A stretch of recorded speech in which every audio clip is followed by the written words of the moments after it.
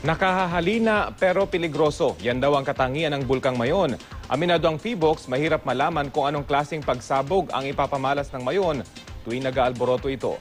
Narito ang aking report. Ang Mayon Volcano ang itinuturing na pinakamagandang bulkan, hindi lang sa Pilipinas, kundi sa buong mundo. Pero ito rin ang itinuturing na pinakaaktibo sa bansa. Mula noong panahon ng Kastila, halos 50 beses na itong sumabog. Pinakahuli ay noon lamang 2009.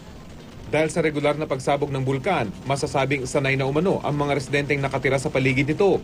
Pero noong 1993, mahigit 70 ang namatay dahil sa pyroclastic flow mula sa sumabog na bulkan. At noon lang Mayo ng nakaraang taon, 5 climbers kabilang ang 4 na dayuhan ang namatay matapos abutan ng phreatic explosion habang sila ay nasa tuktok ng bundok.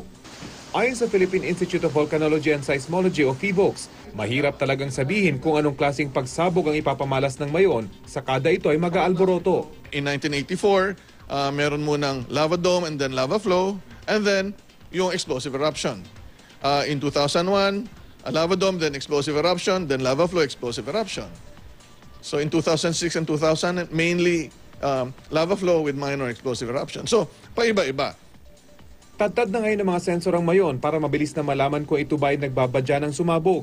Bukod sa mga pagyanig, pinag-aaralan din ng mga volcanologist kung namamaga ang anumang bahagi nito, kung dumarami ba ang pagbuga nito ng sulfur dioxide, o kung kumakapal o nag-iiba ang kulay ng usok na nagmumula sa bunganga ng bulkan. Pero dahil isang tinatawag na open system ang Mayon, mahirap umunong ibase kung sasabog na ito sa pamamagitan ng lakas at dami ng pagyanig sa paligid nito, tulad ng karaniwang indikasyon sa ibang bulkan. Pagdating sa Mayon Volcano, dahil madalas siya sumabog, yung dinadaanan niya, hindi masyadong solido na. May partly molten pa nga yan. So ibig sabihin, minsan yung earthquake signal, hindi mo masyadong makikita kaagad. But later on, pag may magma nang umaakyat, meron ng iba-ibang estilo. Nilinaw naman ng PHIVOLCS bagamat hanggang ngayon ay nasa alert level 3 pa lang ang Bulkang Mayon o meron itong relatively high level of unrest, maituturing ng sumasailalim ngayon sa eruption ng bulkan.